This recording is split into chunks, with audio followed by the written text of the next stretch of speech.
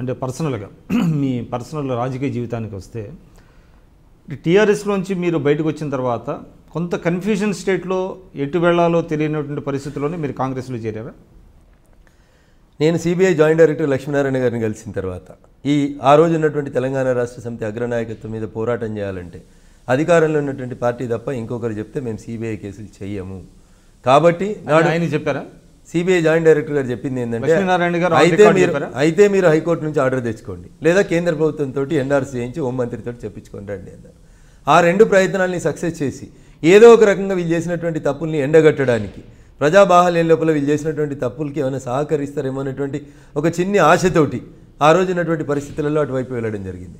No confusion, క్లారిటీగా ఉన్నాం. నాకు సెక్యూరిటీ అవసరం, ఆ రోజు నేను బతకడం అవసరం. నేను బతికితేనే కదా పోరాటం చేసేది. Struggle for existence and survival of the fittest, Darwinism చెప్తుంది.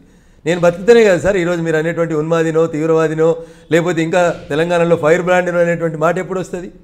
నాకు ఆ రోజు ఎవరు రక్షణ లేకపోతే, ఎవరు నా తరఫున వకాలతో ఉచ్చుకోలేకపోతే, నాడున్నటువంటి పరిస్థితులలో సర్వైవల్ కోసమే వారి పక్షాన్ని పోవాల్సినటువంటి అవసరం వచ్చింది ఆ రోజు. అంటే సిద్ధాంతాలకు రాజీ పడి కేవలం సర్వైవల్ కోసం మీరు కాంగ్రెస్లో చేరారు. నేను అంత సూటిగా మీరు అడుగుతున్నారు కాబట్టి అంతే సూటిగా చెప్తున్నాను. ఆ రోజు ఉన్నటువంటి నా రాజకీయ అవసరం అంతే. నేను బతకడం, చంద్రశేఖరరావు గారు టీఆర్ఎస్ పార్టీ మీద కేసులు నమోదు చేయించడం, సిబిఐ ఇన్వెస్టిగేషన్ తీసుకురావడం తప్ప నాకు ఆ రోజు అర్జునుడి లక్ష్యం కంటే పక్షి కన్ను తప్ప వేరేదేది కనబడినట్టు నాకు ఆ రోజు కనబడుతున్నటువంటి లక్ష్యం అంతే. నేను ఎటుపోతున్నాను ఏం పోతున్నాను అనేటువంటి కన్ఫ్యూజన్ ప్రెషర్ కంటే ఎక్కువ నా గోల్ శత్రువుని ఎట్లా వీక్ చేయాలనేదే నా గోల్ కాబట్టి అదే దిశగా అడుగులేసినాను. కానీ మీరు టీఆర్ఎస్లో ఉన్నప్పుడే కొంతమంది కాంగ్రెస్ నేతలతో చాలా క్లోజ్గా ర్యాపోలో ఉండేవాళ్ళు టీఆర్ఎస్ని దెబ్బతీయడానికి మీరు లోపాయికారి చర్యలు మొదలుపెట్టారనేటువంటి ఆరోపణలు కూడా వచ్చినాయి. ఆ సందర్భంలోనే మీరు నాకు తెలిసి మీరు రంగారెడ్డి గారితో కిరణ్ కుమార్ రెడ్డి గారిని కలిసిన సందర్భంలో కూడా మీరు డినై చేశారు, నేను కలవలేదు, అసలు రాజకీయ కాంగ్రెస్లో చేరే ఉద్దేశమే లేదు అన్నప్పటికీ ఫ్యూ డేస్లోనే మళ్ళీ మీరు కిరణ్ కుమార్ రెడ్డి గారి సమక్షంలో కాంగ్రెస్లో చేరారు. అంటే దీనిని బట్టి టీఆర్ఎస్ వాళ్ళు చేసినటువంటి ఆరోపణలో చాలా వరకు వాస్తవం ఉంది అని అనిపించదా? ప్రతి ఉదయం టీవీ ఛానల్ చర్చలకు పోతాం సార్. ఒక పార్టీ వాళ్ళే రారు అక్కడికి.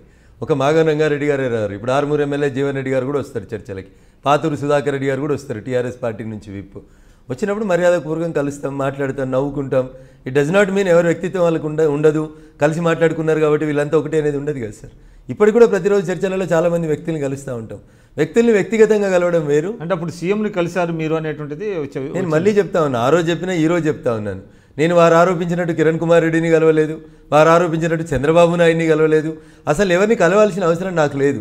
కడియం శ్రీహరి అనేటువంటి పెద్ద మనిషి తెలంగాణ రాష్ట్ర సమితిలోకి రావడాన్ని ఆ రోజు నేను వ్యతిరేకించినటువంటి మాట వాస్తవం. అది కేసీఆర్ గారికి ఇష్టం లేదు. ఎందుకు? మీ జిల్లా కాదు కదా ఆయన ఎందుకు వ్యతిరేకించారు? నేను ఇందాక చెప్పినట్టు వీళ్ళంతా ఎవరు సార్? అవకాశం కోసం వస్తున్న వాళ్ళు ఎందుకు అని అడిగిన నేను. అదే స్టేషన్ గన్పూర్ లోపల మాకు ఒక స్వామి అని జై తెలంగాణ అని రాసి గోడల మీద పింకు రంగేసినటువంటి స్వామి నియోజకవర్గం స్టేషన్ గన్పూర్. ఎందుకు స్వామిని మనం ఎమ్మెల్యేగా నిల్చోబెట్టొద్దు? విజయరామారావు గారని అప్పటికే ఒకసారి ఎంపీ ఒకసారి ఎమ్మెల్యే చేసినటువంటి వ్యక్తి అదే స్టేషన్ గన్పూర్ నుంచి కూడా ఒకసారి ఎమ్మెల్యే గెలిచిండు. ఆయన ఉండగా కడియం శ్రీహరి ఎందుకు సార్ మనకి ఫ్లోర్ లీడర్ చేశారు? ఫ్లోర్ లీడర్ కూడా చేశారు. వలస వచ్చేటోళ్ళని వ్యతిరేకించినాం. వలస వచ్చేదంటే కూడా క్వాలిటీ ఉంటే తీసుకుందామని చెప్పినాం.